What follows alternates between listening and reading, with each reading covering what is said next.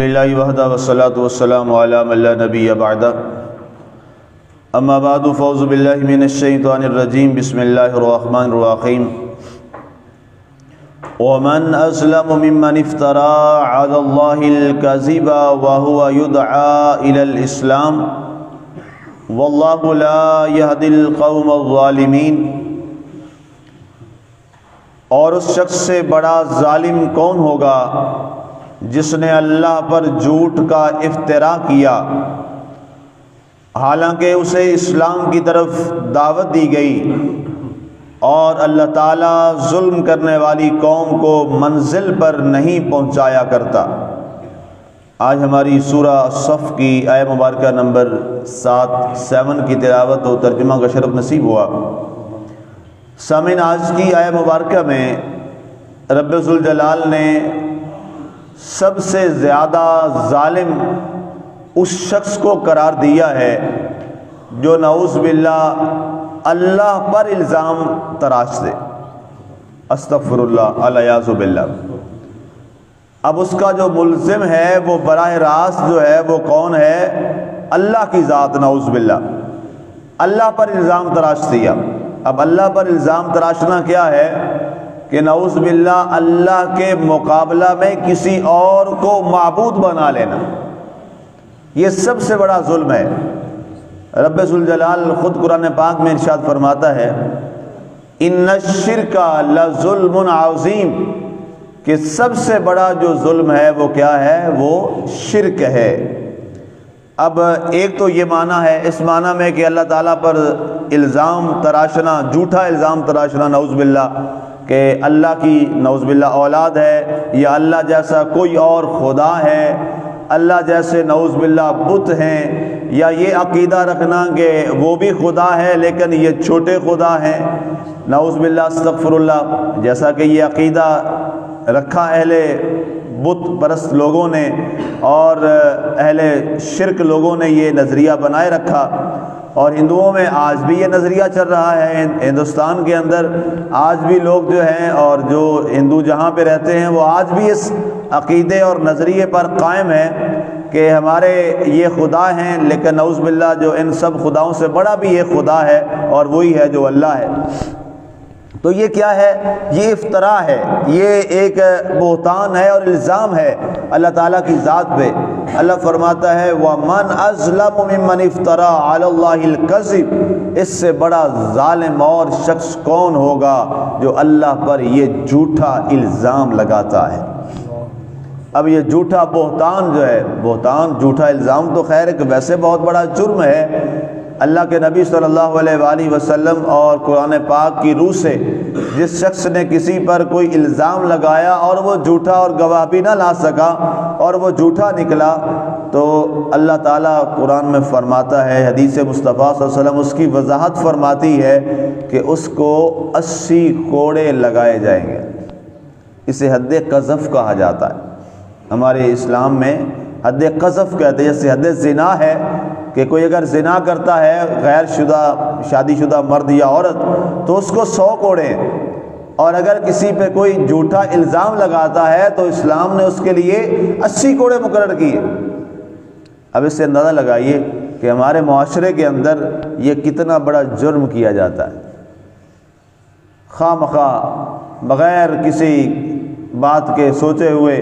ہم سنے سنائے بات آگے چلا دیتے ہیں، لیکن ہمیں اس کا اندازہ بھی نہیں ہوتا کہ اس کی جو سینسٹیوٹی ہے وہ کس قدر خطرناک ہے۔ اب اس کے بعد دوسری یہ بات ہے کہ انہوں نے یہ بھی ظلم یہاں پہ جس طرف اشارہ ہے، انہوں نے یہ کہا کہ اللہ تعالیٰ نے جس نبی کو نعوذ باللہ حضرت سیدنا محمد رسول اللہ صلی اللہ علیہ وآلہ وسلم کو اپنا نبی بنایا ہے، رسول بنا کے منتخب کر کے یہاں دنیا میں بھیجا ہے اور انہیں اپنا محبوب بنایا ہے، نعوذ باللہ، یہ تو ساحر اور جادوگر، استغفر اللہ، یہ الزام دھر دیا حضور علیہ الصلوۃ والسلام پر۔ یہ 2 باتیں انہوں نے کسنا شروع کر دی، یہ تو جی جادوگر ہیں، نعوذ باللہ، یہ ساحر ہیں، نعوذ باللہ، یہ جادو کرتے ہیں اور اپنے جادو کے ذریعے لوگوں کو گرویدہ بنا لیتے ہیں، اور جو شخص ان کے پاس ایک دفعہ آ جاتا ہے وہ ان کا ہو جاتا ہے، اور یہ ایسی باتیں ان کو سناتے ہیں کہ لوگ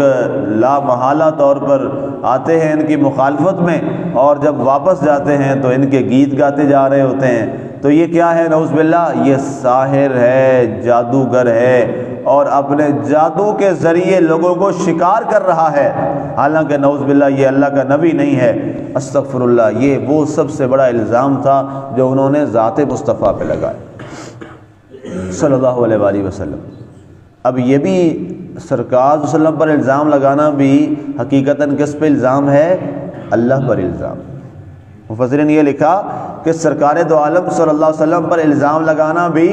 اللہ پر الزام لگانا ہے۔ کیوں؟ سرکار دو عالم صلی اللہ علیہ وسلم سے انہیں ذاتی دشمنی اور تو کوئی نہیں تھی، نہ سرکار کو ان سے کوئی اور بات تھی۔ حضرت صلی اللہ علیہ وسلم کیا فرماتے تھے؟ آپ کا پہلا اعلان یہی تھا کہ فَاشْهَدُوا اللہ الہ الا اللہ و انی رسول اللہ، اے لوگو یہ گواہی دو کہ اللہ کے سوا کوئی عبادت کے لائق نہیں ہے، اور میں حضرت محمد صلی اللہ علیہ وسلم اللہ کا آخری رسول۔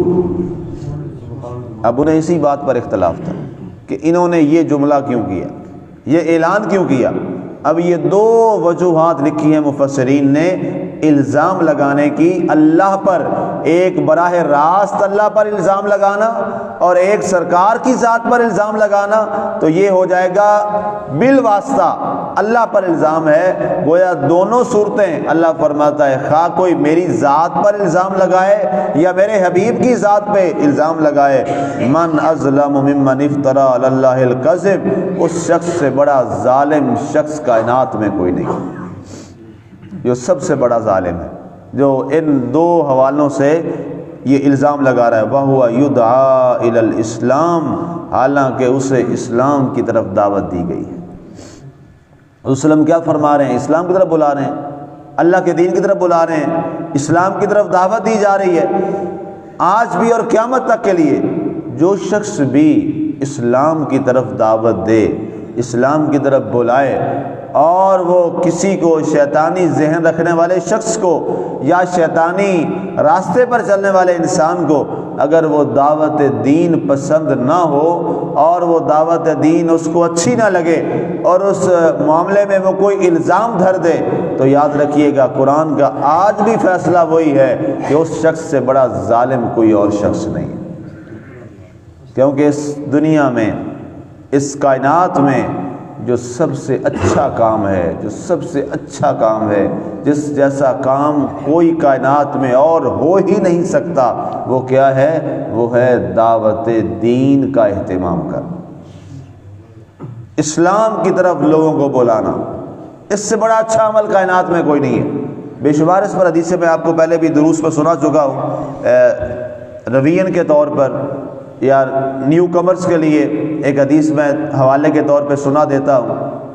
بخاری شریف میں یہ حدیث پاک موجود ہے اور مسلم شریف میں بھی یہ حدیث موجود ہے احمد بن حنبل میں۔ سرکار دو عالم صلی اللہ علیہ وآلہ وسلم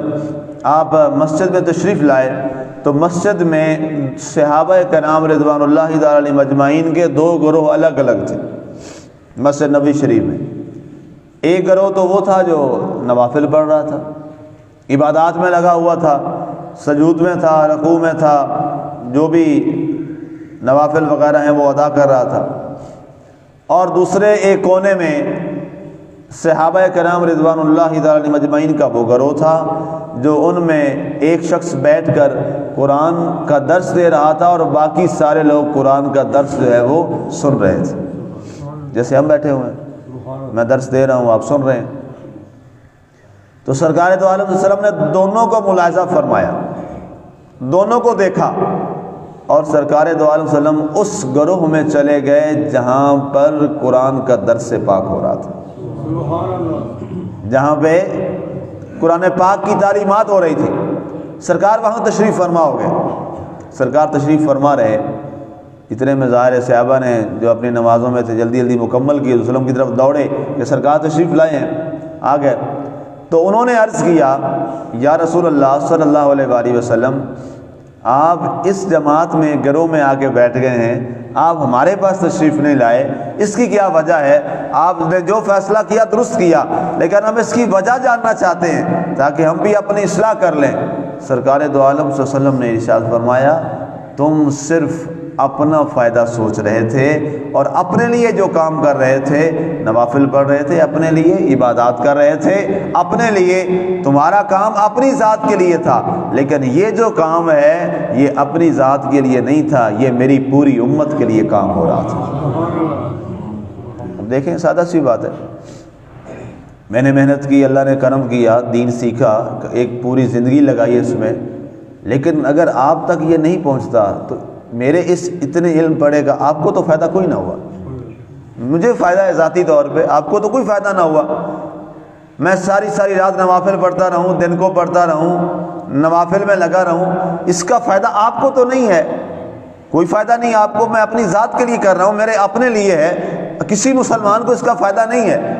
لیکن یہ والا جو کام ہے، میں یہاں بیٹھ کر اللہ کا دین بیان کر رہا ہوں، قرآن بیان کر رہا ہوں، اس میں میرا فائدہ تو ہو ہی رہا ہے، لیکن ساتھ کیا ہے، اتنی مخلوق خدا کا فائدہ ہو رہا ہے۔ آپ سیکھ رہے ہیں، پہلے موقع نہ ملا زندگی میں قرآن سیکھنے کا، تفسیر پڑھنے کا موقع نہ مل سکا، یا ذرائع نہ بنے، یا سبب نہ بنا، یا پراپر طور پر ہر ایک کے لیے تو یہ میسر نہیں ہوتا کہ وہ مدارس میں جا کے پڑھ لے، ہر ایک کے تو یہ نہیں ہوتا معاملہ، مشکل ہے، بڑا مشکل کام ہے، کوئی بھی وجہ بنی نہ سیکھ سکے۔ لیکن ابھی ایک یہ سلسلہ شروع ہوا، بچے بھی شامل ہو گئے، نوجوان بھی شامل ہو گئے، بزرگ بھی شامل ہو گئے، اور اس کا فائدہ کیا ہوا، ہم قرآن سیکھ رہے ہیں اور کئی لوگوں کو فائدہ ہو رہا ہے، جہاں جہاں تک یہ آواز جا رہی ہے، اور آپ جو سیکھتے ہیں آپ آگے بتائیں گے، وہ آگے بتائیں گے، یہ سلسلہ کہاں تک چلے گا، میرے آقا کی پوری امت کا فائدہ ہوگا۔ تو اللہ کے رسول نے فرمایا، وہاں پہ حدیث آپ نے فرمایا خیرکم من تعلم القرآن وعلمہ، تم میں سے سب سے اچھا وہ ہے جو قرآن سیکھتا ہے پھر قرآن لوگوں کو سکھاتا ہے۔ اس لیے سرکار نے فرمایا میں تمہارے ساتھ نہیں بیٹھا، میں اس جماعت میں آ کے بیٹھ گیا ہوں جہاں پر میری پوری امت کا بھلا اور فائدہ ہو رہا ہے۔ تو اس لیے اسلام کی دعوت، اسلام کی طرف بلانا، اور ساتھ ایک اور حدیث بھی مجھے ذہن میں آ گئی، سرکار صلی اللہ علیہ وسلم نے ساتھ یہ بھی فرمایا جو یہاں سے سنو اس کو لوگوں تک پہنچا دو، بلغوا انی ولو کان آیا، فرمایا اگرچہ ایک آیت بھی کیوں نہ ہو، ترجمہ ہی اس کا ہو، ضرور عربی نہیں ہے، ترجمہ اس کی بات، اس کی وضاحت، فرمایا مجھ سے جو سنو یہ آگے بتا دو جہاں تک بتا سکتے ہو۔ سرکار نے فرمایا ہو سکتا ہے جس کو تم بتاؤ وہ تم سے زیادہ اچھا یاد رکھے اور اچھا عمل کر لے،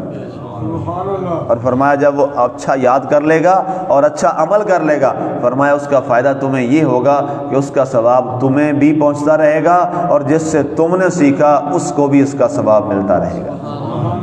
تو اس لیے میں بھی وسلم کے اس فرمان کو آپ تک لانا چاہتا ہوں، اور وسلم کا وہی فرمان آپ تک پہنچانا چاہتا ہوں کہ جو آپ یہ سنتے ہیں یہ آگے جا کے بھی بتایا کریں،